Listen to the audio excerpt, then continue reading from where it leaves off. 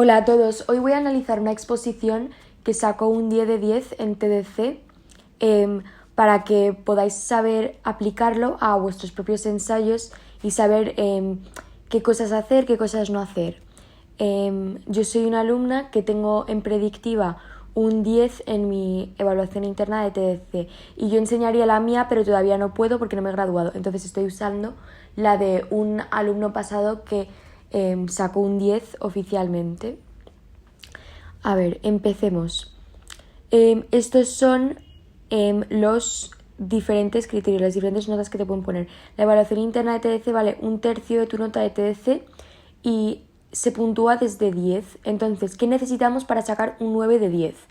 La exposición presenta claramente 3 objetos y sus contextos específicos en el mundo real. Entonces, sea el objeto que elijas, me tienes que hablar cómo figura ese objeto en la realidad. Si es un objeto personal, como yo que sé, un diario tuyo, pues me tienes que explicar qué significado tiene para ti en tu día a día. Con eso se refieren. Y se establece claramente vínculos entre cada uno de los 3 objetos y la pregunta de evaluación interna seleccionada. Y dichos vínculos están bien explicados. Vale. Una cosa útil para poder responder a esta frase bien. No empecéis eligiendo los objetos, empezar por la pregunta. Coged las preguntas o la pregunta que más os guste y pensar objetos para esas preguntas. No empecéis al revés, porque entonces vais a estar intentando como moldear la pregunta para los objetos que tú quieres, cuando realmente lo que tú tienes que estar haciendo constantemente en el ensayo entero es responder a la pregunta. Entonces es mucho mejor que empieces con la pregunta como punto de partida. Luego hay una sólida justificación de contribución particular que cada objeto aporta a la exposición. Pues esto significa que cada objeto pues que se pueda distinguir de los demás, que no sean todos súper parecidos. Y también esto ayuda a que sea algún objeto que tenga algún significado personal para ti, porque eso significa que va a hacer tu exposición mucho más original que la de las demás, que tú piensas que aunque tu profesora te esté corrigiendo esto, el IB luego lo modera externamente, entonces van a estar leyendo miles de millones de exposiciones, van a estar hartos, así que si puedes dar algo de originalidad, dalo. Luego, se respaldan bien todos o casi todos los argumentos mediante pruebas adecuadas y referencias explícitas a la pregunta de evaluación. Pues que tú no ofrezcas una perspectiva sesgada, que digas por qué ese objeto responde a la pregunta, por qué no. También puedes presentar una perspectiva contraria a la tuya y luego concluir qué te parece. Y así enseñas que estás considerando todos los puntos de vista. Vamos ahora a ver una evaluación interna que sacó un 10.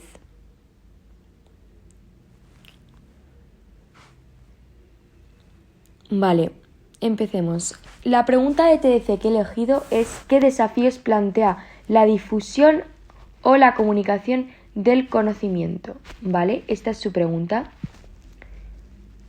Vale, entonces vamos a ver qué son las palabras clave. Desafíos. Uy, no me deja. A ver, desafíos. Esto implica que hay alguna dificultad. Dificultades que surgen, ¿no?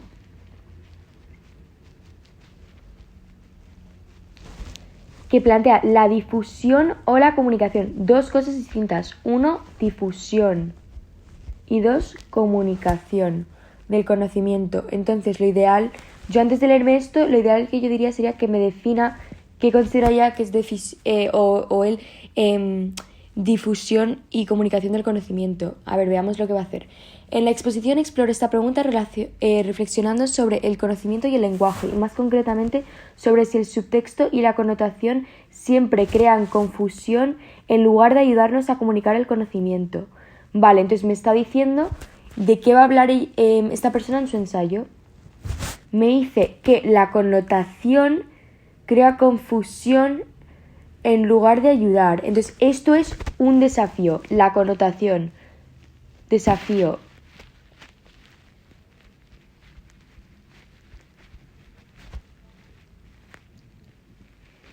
Y esto es la otra, el subtexto.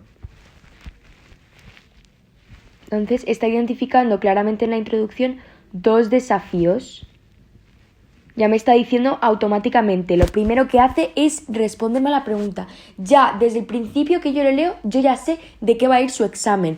Por eso esta introducción está muy bien. Porque ya desde el principio me dice, esta es mi opinión respecto a esta pregunta. Yo ya sé de qué me habla. No me lo deja hasta el final porque quizás si yo está muy bien decirlo al principio, porque si tú solo lo dices al final en tu conclusión, quizás el examinador no ve que tú lo estás haciendo de manera eficaz durante tu ensayo porque no saben qué estás tratando de argumentar.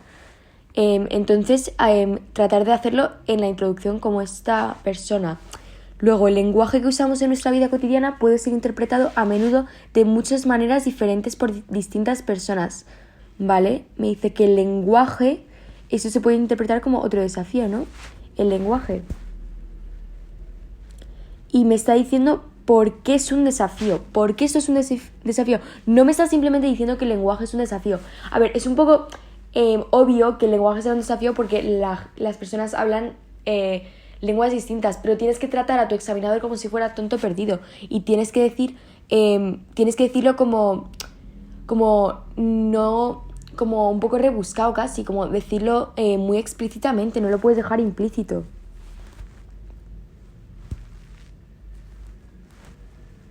Entonces me dice que puede ser interpretado a menudo de muchas maneras diferentes. Aquí entra la connotación, a ver, yo diría que aquí entra la connotación, a ver lo que esta persona hace luego. Diferentes por distintas personas dependiendo de su origen cultural, ¿vale? En concreto parece que el subtexto y la connotación, que son los dos desafíos, pueden resultar especialmente difíciles, ya que a menudo solo los reconocen personas que comparten determinados conocimientos o experiencias. Y aquí me está diciendo por qué es un desafío esto. Me está diciendo que es un desafío porque depende de los conocimientos que tiene cada uno para que entiendan ese subtexto y esa connotación. Y además pueden ser interpretados de manera muy diferente por distintas personas, lo cual puede causar confusión y dificultar la comunicación del conocimiento. Vale. Esta introducción está súper bien. Es un poco repetitiva, pero bueno. Vamos a ver qué ha hecho. Vamos a hacer como un poco de un breakdown de su introducción. Lo primero, me ha dicho la pregunta que ha elegido. Segundo, me ha dicho una respuesta directa a la pregunta. Que esta está aquí.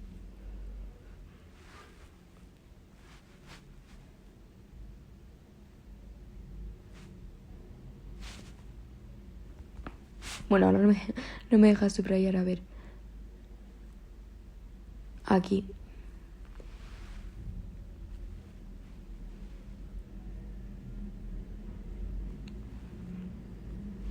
Y me dice los dos desafíos que hay. Desafío 1, subtexto. Y desafío 2, connotación. Y luego me explica un poco por qué el subtexto y la connotación son desafíos. O sea, me dice qué desafíos plantea. Vamos a hacer un breakdown un poco así. ¿Qué desafíos? Uy, perdón.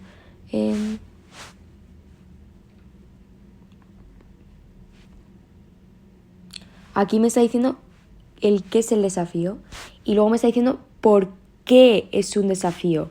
Por qué reconoce personas que comparten determinados conocimientos o experiencias. Entonces me está diciendo que depende del lenguaje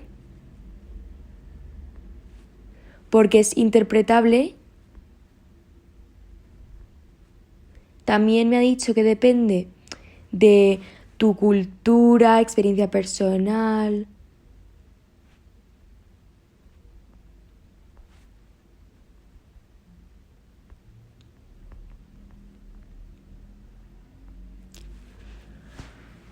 Y aquí tenéis.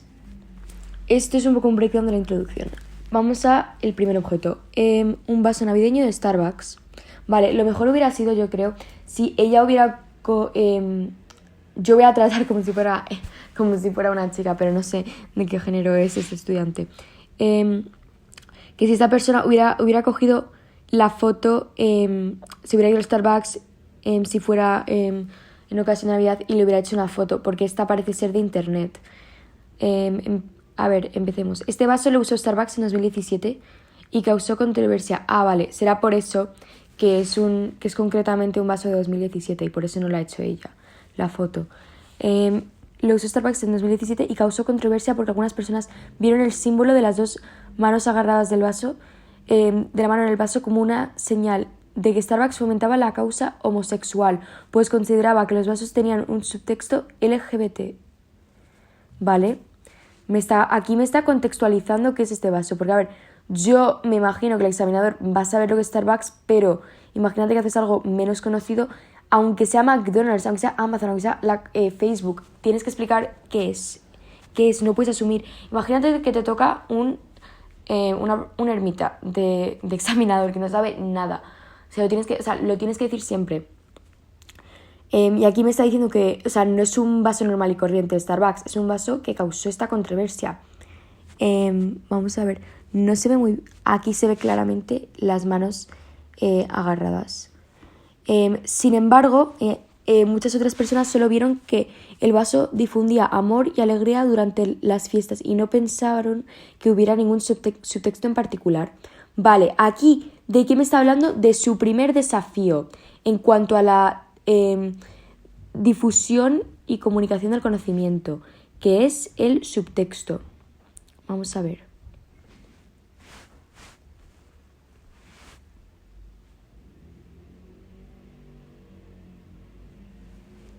Entonces tenemos a los que no le parecían que tenía ningún mensaje el vaso y a los que decían que les parecía mal, que estaban fomentando la causa homosexual. Este vaso resulta especialmente interesante para la exposición porque un portavoz de Starbucks dijo que había diseñado el vaso intencionadamente para que los clientes lo pudieran interpretar a su manera. Entonces me están diciendo que el propio diseñador quería que el vaso fuese interpretable, lo que sugiere que trataba deliberadamente de comunicar de una manera abierta o difusa en lugar de ver el desacuerdo que esto podría causar como algo negativo o como un desafío. Vale, ¿qué quiere decir esta parte? ¿Esto qué quiere decir? Que el creador tiene una intención positiva, quería que fuera abierto a la interpretación del que coja el vaso, pero esto tuvo implicaciones negativas, aunque la intención del creador, fue positiva, luego tuvo implicaciones negativas esa falta, porque creó un desacuerdo, porque el tener algo interpretable crea debate, ¿no? Entonces crea ese desacuerdo. Y de este modo el vaso pone de relieve cómo la confusión que surge del uso del subtexto puede ser útil o incluso ser utilizada por las personas de manera intencionada para provocar debate.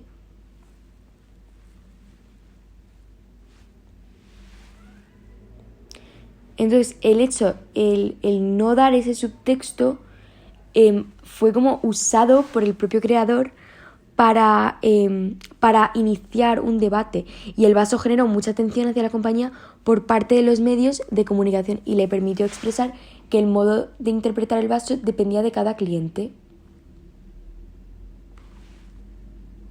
Este vaso también enriquece la exposición porque aquí esta frase es súper importante, porque es una frase que está casi directamente copiada de la guía. En la guía nos ponía que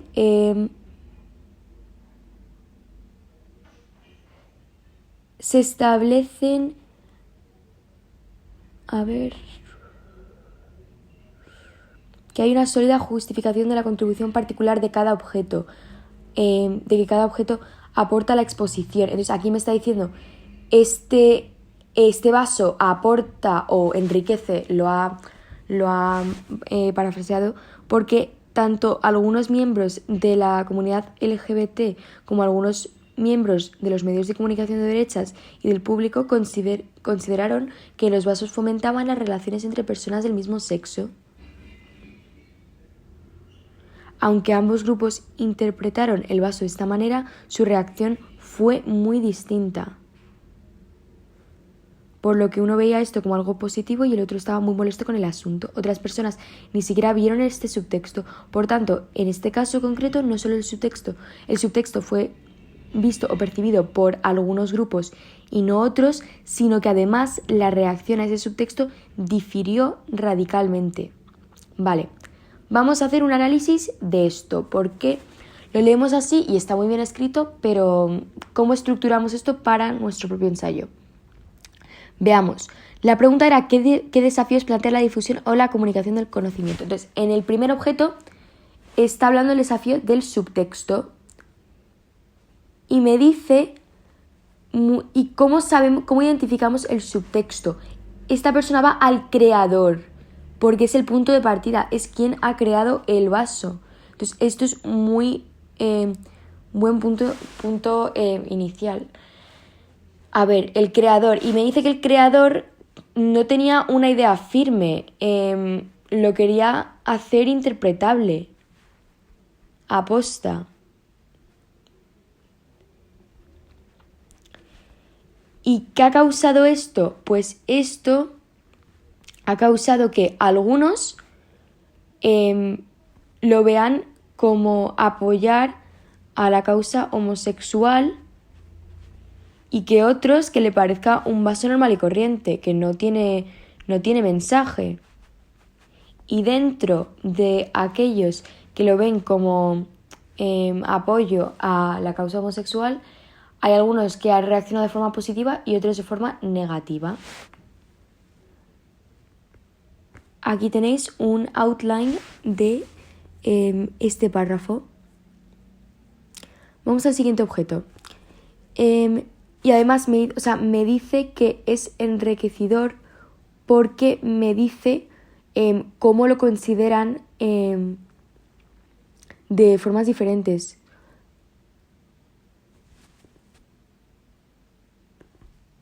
De que me está diciendo esencialmente que eso es enriquecedor porque aunque seas de dos comunidades distintas, porque están los de derechas, me dice aquí comunicación de derechas y del público, me está diciendo que dos comunidades distintas llegaron al mismo mensaje. O sea, aunque estas personas sean de contextos distintos, llegan a que este vaso es apoyo homosexual. Pero como son de comunidades distintas, eso implica que para ello puede ser algo o positivo o negativo. Vamos al siguiente objeto. Objeto 2. Mi diccionario de traducción chino-inglés. Este objeto es un diccionario que uso como ayuda para traducir del chino al inglés. Cuando pensamos en cómo se traduce el lenguaje para que pueda comunicarse entre personas que hablan lenguas diferentes, podemos ver que esto plantea muchos desafíos en la comunicación del conocimiento, especialmente por la forma en la que el lenguaje usa las connotaciones, los eufemismos, los proverbios y las expresiones que van más allá del significado literal de una palabra. Entonces aquí me está diciendo que el propio lenguaje tiene varios desafíos.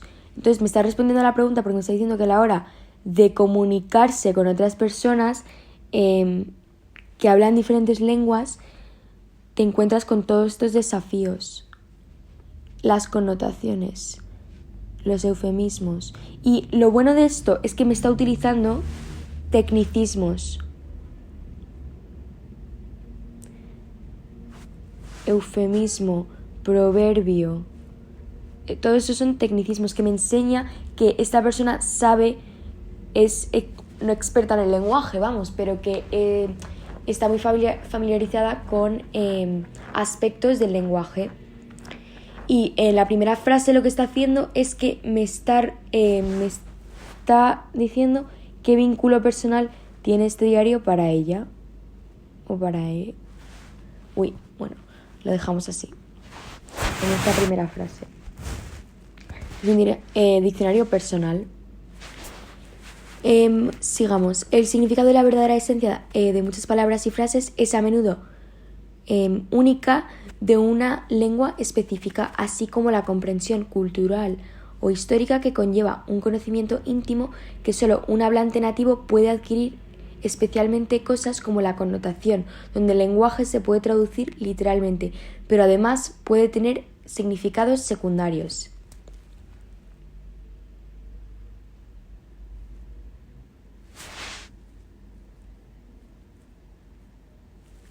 Vale, entonces aquí me está diciendo que una implicación que tienen las lenguas es que el significado y la verdadera esencia de muchas palabras y la comprensión cultural o histórica solo puedes tener, conocer el significado verdadero y comprender el contexto si eres un hablante nativo, porque entiendes cosas como la connotación, que al ser traducida literalmente no puede tener otros significados. Entonces, aquí me está valorando porque es un desafío el lenguaje. ¿Por qué? Porque tienes que tener este contexto para conocerlo. No vas a conocer la connotación especialmente bien si no has nacido y hablando esa lengua. Sigamos. Por lo tanto, se incluye este diccionario en esta exposición como ejemplo de un caso que el lenguaje y la cultura pueden influir realmente en la comunicación del conocimiento y en sí vemos la connotación y el subtexto, ya que estos matices pueden perderse con la traducción. ¿Vale? Aquí me dice un desafío, que es traducir lenguas, porque la connotación y el subtexto se pierden. Y también ha incluido este diccionario en la exposición porque me representa a mí y a mis desafíos relativos del lenguaje y la comunicación que he experimentado personalmente en mi vida y como alumno del PD. Por ejemplo, he experimentado personalmente cómo algunas palabras e ideas no pueden traducirse fácilmente del chino al inglés. Vale, y en esta última frase me está diciendo claramente por qué tiene significancia personal. Vamos al tercer objeto. Y ahora vamos a ver lo que nos dice el examinador de qué puntos fuertes tiene este ensayo.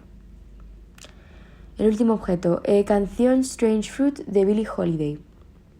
La canción Strange Fruit la cantó Billie Holiday en 1939. Aquí otra vez me está contextualizando. A menudo se considera que usa imágenes muy vivas contra el tratamiento de las personas negras en Estados Unidos y que tiene un subtexto relacionado con la promoción de los derechos civiles. Vale, me está identificando el subtexto.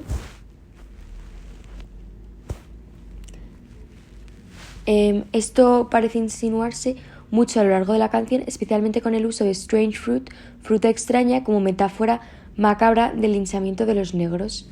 Aquí me está dando un ejemplo concreto porque yo no conozco esta canción y puede que el examinador tampoco la conozca, pero aunque yo no conozca de lo que me habla, me está dando ejemplos dentro de la propia canción para que yo sepa que esta persona conoce esta canción y que esta canción se vincula con la pregunta.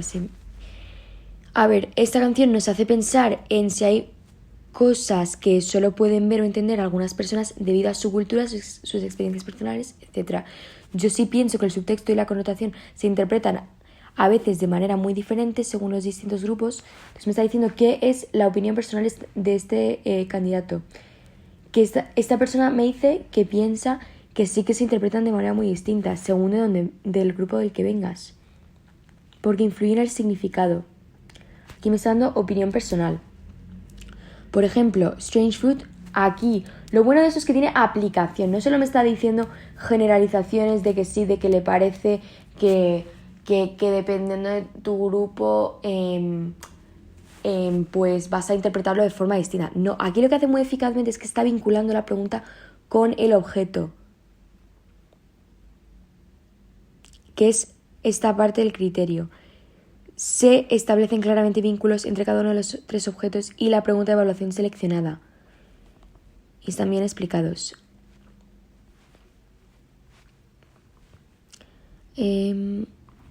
El uso de la metáfora, la connotación y el subtexto en esta canción ayuda a la canción a comunicar emociones complejas y temas relativos al racismo y a los derechos civiles.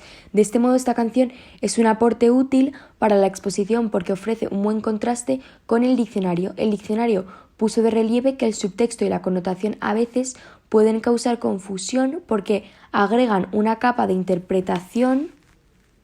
Esta frase me gusta mucho.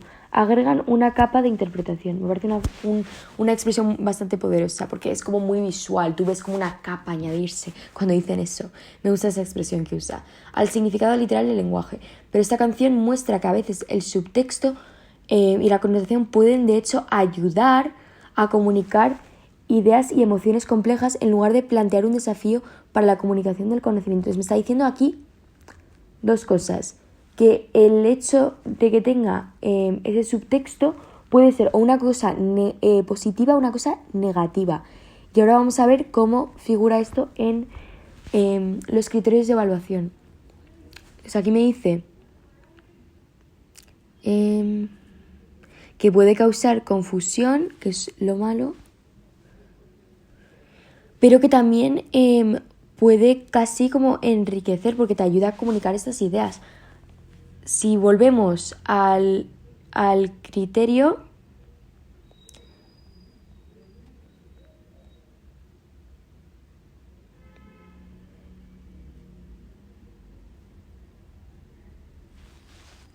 hay una sólida justificación de la contribución particular, ¿vale? Eso lo hizo porque dice que es una canción importante para los derechos civiles y se respaldan casi bien todos los argumentos mediante pruebas adecuadas y referencias explícitas a la pregunta de investigación interna. Entonces, aquí una cosa que hace es que no solo me dice que es bueno o que es malo, me da los dos puntos de vista, me da lo negativo y me da lo positivo. Entonces, por eso se puede decir que está justificado, porque a ver qué va a concluir ahora de si es más positivo o más negativo. Al pensar en esta canción me he dado cuenta de que las connotaciones del subtexto no siempre tienen que ser difíciles o engaños. Aquí me está diciendo que aunque los otros dos objetos en el diccionario me está diciendo que el subtexto y la connotación plantean desafíos porque dificultan la traducción de frases y expresiones. Y también en la primera me está diciendo que el desafío es que como es interpretable, eso crea un debate, crea una discusión entre diferentes actores de conocimiento. En la última me está en realidad diciendo lo contrario de la pregunta. En vez de decirme que hay desafíos, me está diciendo que la propia pregunta está un poco sesgada. No sesgada, perdón, que está... que aparte de haber desafíos, también hay cosas buenas. Entonces está yendo un paso más allá de la pregunta, y por eso está muy bien esta evaluación interna. Y me dice que si la persona trata de evocar una idea o una emoción poderosa, a menudo las palabras que tienen muchas capas de significado causan un efecto más potente. Entonces me está diciendo que no es todo malo, no está generalizando, que es lo que hace muy bien. Vamos a ver qué dijo el examinador de esta exposición. Este es un ejemplo de exposición excelente y se le otorgó una puntuación de 10 sobre 10. El alumno ha presentado claramente 3 objetivos específicos y los ha vinculado eficazmente con la pregunta seleccionada. Hay también una sólida justificación de la elección de cada objeto. El primer objeto, que era lo de Starbucks, era porque era un tema actual que había causado una polémica, y luego el segundo, que era el diccionario, era algo que tenía un vínculo personal. Quizás para el tercer objeto podría haber dicho, creo que no lo dijo, que era una canción que le gustaba especialmente, o podría haber puesto algo de vínculo personal, pero bueno, que dijo que es importante para los derechos civiles, ¿no? En ese sentido le está dando valor a la importancia de su objeto. Y el alumno ha incluido una introducción en su trabajo, ¿vale? Cabe señalar que esto no es obligatorio, ¿vale? Entonces nos están diciendo que en realidad no tienes que tener una introducción. Si te faltan palabras, la quitas. Aunque los alumnos tienen libertad para incluir una introducción breve si desean hacerlo. En este caso, la introducción es útil ya que el alumno presenta claramente la pregunta y el tema que ha elegido y explica por qué se ha centrado especialmente en las cuestiones relativas al subtexto y a la connotación. A continuación, el alumno hace referencias explícitas a la pregunta a lo largo de la respuesta. Eso lo tienes que... No solo puedes centrarte en responder a la pregunta al final, sino a lo largo de tu ensayo. Yo cuando lea tu primer objeto, yo tengo que saber, vale, ¿cómo me responde a la pregunta? El segundo objeto, ¿cómo me responde a la pregunta? El tercer objeto, ¿cómo me responde a la pregunta? Lo bueno de la introducción es que tú me haces como un esquema de lo que me vas a decir en tu ensayo. Entonces yo recomiendo que hagáis una introducción, pero podéis no hacerla si no os da para el número de palabras, que creo que el cómputo era 950. Y en su explicación del tercer objeto, el alumno establece una comparación entre el diccionario y la canción. Cabe señalar que no se exige que los alumnos establecen conexiones o comparaciones entre sus objetos, pueden decidir hacerlo, pero también es perfectamente aceptable tratar cada uno de los tres objetos de forma totalmente individual. Entonces, vamos a ver cómo ha establecido este vínculo.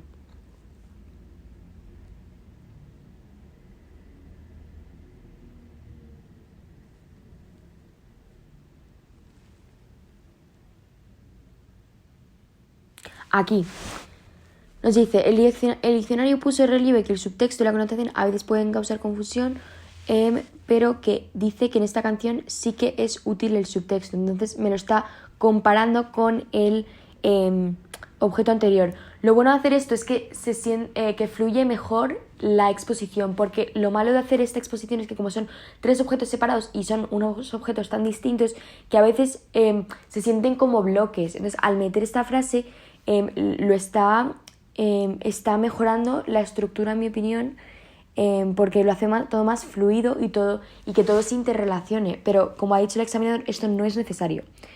Y finalmente el trabajo debe juzgarse de manera holística usando un instrumento de corrección, lo que significa que, por ejemplo, debe recompensarse la explicación del diccionario donde quiera que aparezca en su respuesta, no solo cuando aparezca abajo la sección específica del objeto 2. Vale, entonces nos está diciendo que también tienes que tener en cuenta que si tú vas a hablar de uno de tus objetos dentro imagínate que hablas del objeto 1 dentro del objeto 2, tienes que tener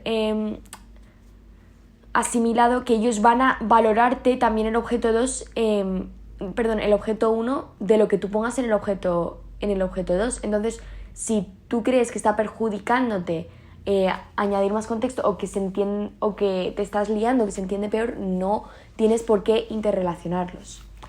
Y esto es el análisis final de esta exposición. Y espero que os haya servido. Bueno, finalmente os voy a dar un tip para cómo escribir vuestro ensayo de TDC, el que vale 2/3 de vuestra nota final. Yo no usé este método para mi propio ensayo y lo descubrí más tarde y me dio muchísima rabia porque me hubiera ahorrado muchísimo tiempo. Y eso es utilizar ChatGPT para que te cree un esquema para saber cómo escribir tu ensayo. También le puedes meter el ensayo y que te lo escriba. El problema de eso es que no puedes plagiar de ChatGPT. Lo puedes referenciar, pero no deberías estar plagiándolo. Pero lo que sí que lo podrías utilizar casi, en plan no copiado, pero casi, es para hacer un esquema de tu ensayo, para saber cómo voy a estructurar mi ensayo. Porque la estructura es un componente muy importante del ensayo, porque puede que si no tienes una estructura clara, tu mensaje y lo que quieres decir se está perdiendo dentro del ensayo. Entonces vamos a ver qué nos dicen. Esto es una pregunta del año pasado, entonces le he puesto create outline. Outline es un esquema for this essay, y esto es la pregunta. Reliable knowledge can lack certainty. Explore this claim with reference to 2 areas of knowledge. Vale, entonces en la introducción nos dicen explanation of the claim, que expliquemos qué significa que reliable knowledge can lack certainty. Esta parte de explicación podéis definirlo con términos de diccionario o de cualquier forma que queráis, o con vuestra explicación personal, qué significa para vosotros esa cita. Si es una cita de una persona famosa, pues quizás lo puedes contextualizar un poco, pero no es necesario. Luego, la importancia. ¿Por qué es importante que el conocimiento que sea fiable carezca de certeza? ¿Por qué eso es importante? ¿Qué implicaciones tiene eso? Y luego una breve explicación de las áreas de conocimiento, que me digas, pues yo voy a hablar de las matemáticas y de las ciencias sociales. Me tienes que decir cómo se relacionan esas áreas con la pregunta, o cómo las vas a abordar en tu ensayo.